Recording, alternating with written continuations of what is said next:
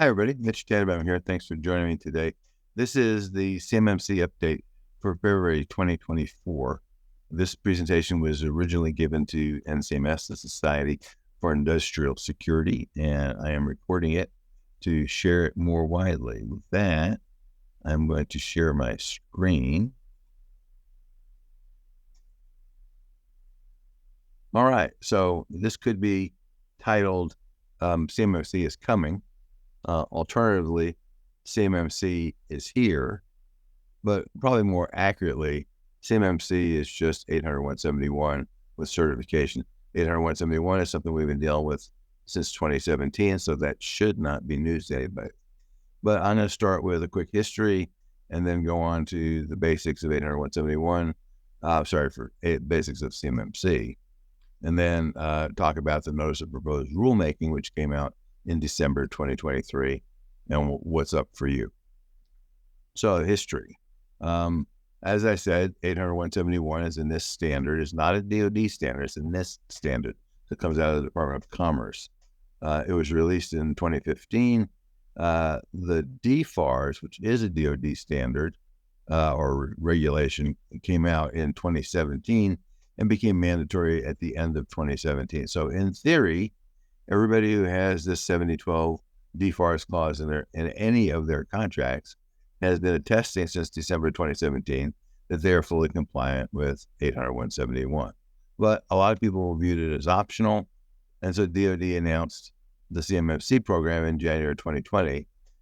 It's not final yet. This is recording this in 2024, so it's 4 years later, and this is kind of the speed at which DoD kind of moves. So what is the difference between CMMC and 80171? Well, initially, there actually was a difference. There were more controls in CMMC. There were more categories. And there were these things called process maturity levels. All of that went away in CMMC 2.0, which came out quite a while ago, but never went into effect. What the reality is CMMC is a way for DoD to get an independent third-party assessment of your level of compliance. Even though people have been attesting to it, DoD admits that they don't think that people are really compliant with the requirement. So we're working on now the third version of CMMC, and what's the difference? So CMMC 1.0 was too complex, and even by DoD standards, they admitted that it was unique to DoD. It was going to be hard to get people to adopt it. It was released as an interim final rule, which means that it went into effect prior to public comments. And it never really went anywhere, to be honest with you. So DoD simplified it sort of in 2.0. That it really wasn't simplified, but it was cleaned up. And one of the problems with these complicated rules is that the details matter. And so CMMC 2.0 did a couple of things. First of all, it cleaned up a lot of the stuff that was messy about 1.0, and particularly it eliminated all the DoD unique requirements.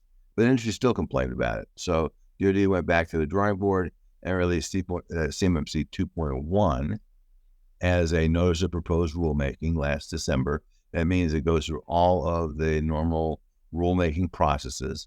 As of the recording of this, we're coming to the end of the 60-day comment period after the publication. And normally, notice of proposed rulemaking rules can take up to a year to finalize, but it could be shorter this time if DoD tries to get this done before the elections. So SPURS, the Supplier Performance Risk System, as part of 7019, it says in part, the offerer shall verify that summary level scores of a current NIST SB 80171 DoD assessment, not more than 3 years old, are posted in the Supplier Performance Risk System for all covered contractor information systems relative to the offer. That means that anybody that's bidding on something that has the 7019 clause in it, which of course is different than the 7012 clause, is required to go off and post their score to SPURS. The contracting officer is supposed to look at the SPURS database and make sure that you have a score in it. Now, note that there's no minimum value or no maximum value. It's just that you did post the scores. That's kind of, let's get started, guys. That's kind of their thinking. Now, last June 2023, the DoD Inspector General kind of got a little unhappy with the individual components of DoD, not the Pentagon, but the individual components, saying that the components were not following through on the requirements that DoD was placing on them. And we have already seen a significant increase in the components' adherence to the requirements of 800-171, marking things CUI, a lot more marking of stuff. And if history is any indicator, we will probably see an overmarking, overuse of CUI, just to be cautious. Okay, so the basics. In version 1, there were 5 levels: basic, intermediate, good, proactive, and advanced. But DoD never had a really good plan for what they were going to do with levels 2 and 4. In versions 2 and 2.1, there really is only 3 levels: foundational, advanced, and expert. So kind of here's on the left what the original plan looked like, and on the right is what it evolved to. And when it comes to these kind of things, simple is better. There's no question about it. So in terms of control families, and right now, as I was writing, the most current version of 80171 is revision 2. Revision 3 is in the process, and I'll talk about that later. There are 14 control families, and they're listed here, and I'm not going to read them to you. In R3, we'll find out that there's more. So what do the levels mean? Level 1 is for companies that only have federal contract information. That's probably everybody, right? It sort of matches up with the -21 FAR, not the Defense Federal Acquisition Regulation Supplement, but the normal government federal acquisition regulations. And the controls are, depending on how you look at this, 15 or 17 controls. And we'll talk about that in a minute. That really amounts to about 50 or 60 actual tests that you need to pass. Level 2, on the other hand, is for companies that have control on classified information, which is the vast majority of defense contractors, we believe. Although, you look at these numbers here and it says there's 220,000 defense contractors and only 80,000 of them need level 2. We think both of those numbers are low, but that's the best guess the DoD had at this point. Those folks are the ones that need to pass level 2, need to meet the 110 controls and about 325 assessment objectives. And level 3 is for companies that need to protect themselves from advanced persistent threats. And most of those are in the intelligence community. And that comprises that level 3 requirement, less than 2,000 companies, probably less than 1,500 companies. So DoD is trying to make things simpler, and we shall see where they go. But they said, hey, we're going to have this thing called the level 2 self-assessment. That's not going to require a third-party assessment. Initially, they're saying that's less than 10%. But what they could do, if they wanted to, is say, to start off, we're going to have everybody do a self-assessment. We're not going to do third-party assessments. That is the standard. And we're going to selectively do third-party assessments. That would handle a lot of problems. But we'll see what they do.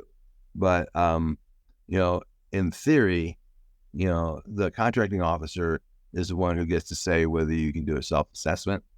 And the contracting officers, for the most part, are understandably risk averse. And so they're going to be really reluctant to go do that. If the KO says that you can self-assess, and there's a problem, that KO's career is probably over. So we shall see what happens with that. Okay, now let's talk about the Notice of Proposed Rulemaking, or NPRM. That's kind of the core of all this. NPRMs are the standard way that government moves forward with new regulations. It is really, really cumbersome, and this one is not different. And it takes up to a year to be finalized, and if we shift from one Congress to another after the elections, it could get derailed. Just completely unclear what's going to happen with that. So let's talk about POAMs. A POAM stands for a Plan of Action and Milestones, basically a to-do list. And under 800-171, contractors have had to-do lists that have been open for years and years. It's a way to say that the contractor is compliant with 800-171, when in fact they're really not compliant. But boy, they sure do have a long list of tasks to do.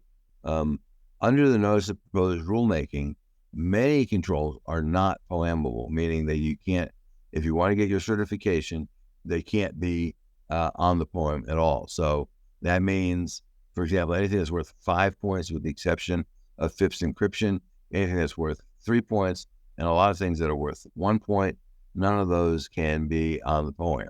So there's a very short list. The other thing they've done, which is also new, is they have limited the life expectancy of a POAM to 180 days. So if you get certified and you have a couple items on your to-do list, and 180 days rolls around and you haven't done them, and the third-party assessor hasn't certified that those are done to the assessor's satisfaction, your certification just vaporized. Okay, next big thing on the NPRM is external service providers. Now, external service providers is a new term. It includes all third parties that potentially have access to your CUI or SPA. SPA may be a new term for a lot of people, is a new term for a lot of people, and it stands for Security Protection Assets. And this includes everything from endpoint protection software like your antivirus products to your firewalls. Even your SSP is considered an SPA. Okay, so what does that mean? What it means is for external service providers who are cloud service providers like Microsoft or Google, for example, or Oracle or Adobe or any of those folks, they have to be FedRAMP certified or FedRAMP equivalent. For other ESPs, like your managed service provider, for example, they must be certified for CMMC at the same level as you are or higher. And they have to be certified before you can be certified, and there are no POAMs for them. They cannot, they're just like with a level 2 self-certification, there also are no POAMs there.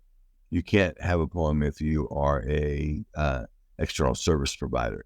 So all of your external service providers, and that means if you haven't already made a list of who those folks are, need to be certified at the same level of you are if they have potentially the opportunity to access either CUI or SPA. So as I said, CSPs include any software that has a cloud component. So for example, if you use an enterprise resource planning tool, ERP tool, to run your business, that's likely a CSP. And if it has access to the environment in which CUI is stored, it must be a FedRAMP certified tool. Likely your antivirus software, as I said a minute ago, is also one of those. Particularly, and I think this is going to be the big challenge, if you use a managed service provider to help you manage your IT, they are an ESP. If you have contract support people, they're ESPs, and all security software vendors. So there's a lot of people who are ESPs. If you haven't made a list of those folks already, you need to, and you need to ask them what their plans are with regard to getting either CMMC certified or FedRAMP certified, depending on the kind of software they are providing or hardware. Okay, so what is on your to-do list? You have your own POAM, and it has nothing to do with passing the 110 controls. Number one is define the scope of your assessment. This is something you want to do early on, and you want to make sure that you and your assessor agree that that's an acceptable scope. Because if you can reduce the size of the scope, you have made your problem simpler. If, for example, you're a company with 2 sites, I'm just making something up here, but you have 2 sites and only one of them has access to CUI, and you have a way to separate those 2 sites from each other, then potentially you could say only one site is in scope and you don't have to worry about the other site. So that's really a very important thing. What about enclaves?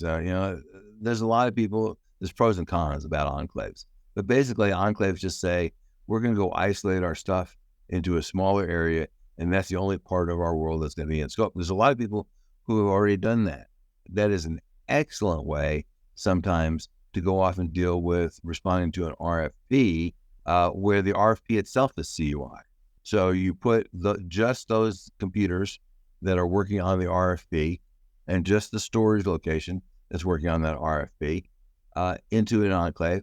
You get that enclave certified, and maybe you won't get the contract. If you don't get the contract, then you've reduced the money that you spent. If you do get the contract, then you have to decide whether the enclave still works for you.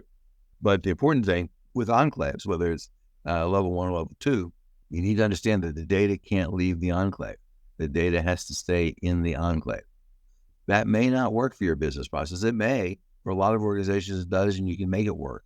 And it may be a little challenging, but it may be a lot easier than trying to get your whole organization up to level 2 and get it certified.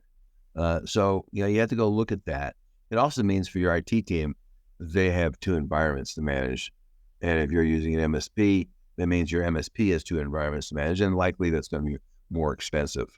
Okay, so how long does it take to get certified? Well, like all good consultants, I'm going to say it depends, and legitimately it does, right? But here are some numbers that at least are reasonable to consider, which puts you at the, I think realistically 6 to 18 months to get this done, maybe 6 to 24 months. A lot of that is going to be a function of how much management support you have, and that's really critical. And also, how much resources you have and how much stuff you have to replace. If you discover that you got a bunch of stuff that's not going to be CMMC compliant, you have to replace it, and that's going to cost you a lot of money, well, that's going to draw out your timeline. But those are at least some guesstimates. Here are some costs. And these come from DoD. They are, at a really optimistic level, $250 to $7,500 per seat, depending on the firm size and the work's complexity. So that's kind of some numbers. Okay, let's talk about 80171 R3. So R3, as I said, 80171 is a Commerce Department standard. They've been working on R3 for a couple of years now. The final draft was released last fall. We expect it to be finalized very soon. This is going to move a lot more quickly than CMMC because the rules and regulations that the Commerce Department follows are different than the rules and regulations that the DoD has to follow. The rub here right now, temporarily, this is only a temporary problem, is the current 7012 reg says that you must be compliant with the then current version of 80171 at the time you sign the contract. So if you sign the contract today, that would be Rev 2. If you sign the contract in 6 months and Rev 3 has been released, that would be Rev 3. But the notice of proposed rulemaking specifically says 80171 Rev 2. Now, the DoD says there's no conflict here, but there is, and they're going to need to change something. My guess is the new version of 7012, whatever that's called, will change the language from the then current version to version 2. If they do that, then the problem goes poof, and there's not a problem. All right. So the Commerce Department has said that Rev 3 only has basically the same number of controls as Rev 2 has, and that's technically accurate. But the thing you got to look at is 80171A, which is the assessment objectives, and there are 50% more assessment objectives in Rev 3 than there are in Rev 2. If you've been working off 80171, you're working on the wrong document. You need to be working on 80171A. If you're working on 80171A, instead of having 110 controls that you have to satisfy, you'll have 324, I think, assessment objectives. So that's, and 80171A is what the assessors are going to be using, not 80171. So like I said, if you're looking at either Rev 2 or Rev 3, you need to be looking at the A version of the document, not the plain version of the document. So here's an example of the very first control in 80171, which says limit system access to authorized users, processes acting on behalf of authorized users and devices, including other systems. So in 80171A, they broke that down into 6 different assessment objectives. 1 is authorized users are identified. 2, processes acting on behalf of authorized users are identified. 3, devices and other systems authorized to connect to the system are identified. Now, basically, there's nothing new here. They're just putting it out in much more granularity. Then D, E, and F said that system access is limited to those. And then they, tell you how you do your assessment objectives. So that's why you should be looking at 80171A instead of 80171. Okay, what about for those folks that are running multiple environments, Windows, Mac, special purpose computers? Everything needs to be in your SSP. Your scoping document needs to include it all. You can say these may be contractor risk managed assets. You can say a lot of different things. but you can't just ignore them, pretend they don't exist. They have to be included in your SSP, in the diagrams, and that includes all of your security protection assets. So if you're running Windows, Mac, and Linux, you may have 3 sections to your SSP for each control. That would be the way. I mean, you could literally have 3 SSPs, but my suggestion is three sections in each control, saying, here's how we do this for Windows, here's how we do it for Linux, here's how we do it for Mac, here's how we do it for special purpose computers, whatever. And of course, if you do it the same, then you don't have to do that. But if you do it differently for different computer systems, because, for example, the operating system controls are different in Windows than they are in Linux, then, you have to call that out. So what's the timeline? This is the thing that everybody's been asking. Truth is, nobody knows. And if anybody tells you they know, they're lying. No one knows. The 60-day comment period ends in February of 2024. It could possibly be extended. We have not seen any rumblings from the DoD that they plan to do that, but it could. Then DoD needs to respond to all the comments. They need to rationalize them. They need to change the rules. They need to get those changes approved by everybody, up and down the food chain, whether it's GSA, OIRA, SBA, your mother, just everybody has to approve that. Normally that takes about 300 days. This is not normal, so I don't know if that means it's going to take shorter or longer, but it's going to take you a long time, especially if you haven't started yet. It's really going to take you a long time to get done, so get started now. So in summary, if you've not already done this, figure out what the scope of your assessment is going to be. That's your number one task. If you haven't already started, start immediately. 80171 has been a requirement since 2017. If you have the 7012 clause in any of your contracts, not all of them, but any of them, and you're not fully compliant, you're technically in breach, but you have a lot of company. Remember also, and this is really important, that the 70XX deforest clauses are mandatory flow downs. The only thing you can change is the company name. So if you have vendors or subs that you share FCI or CUI with, they have to be certified at the right level as well. This is a big, big challenge for most companies. Okay, what are the 10 requirements that people fail at most often? Now, OTS is another acronym. It stands for other than satisfied, which in English, to you and me, means that they failed. And you can kind of look at those and see, and it doesn't say, for example, MFA in some places where it's convenient, it says MFA. So if you don't have MFA in all systems, local, remote, cloud, whatever, then you fail that control. And that's why they say a lot of people did that. So these are the top 10. This is the top 10 list. So that's really all I have for this. It is a journey. And like this staircase in the picture, it gets steeper and steeper as you go. So if you have questions, if you need help, please reach out to us. There's my phone number or our website.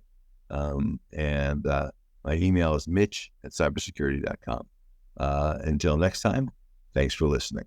Thank you for watching. For more information or to purchase this or any other of our board or executive services, visit us at cybersecurity.com.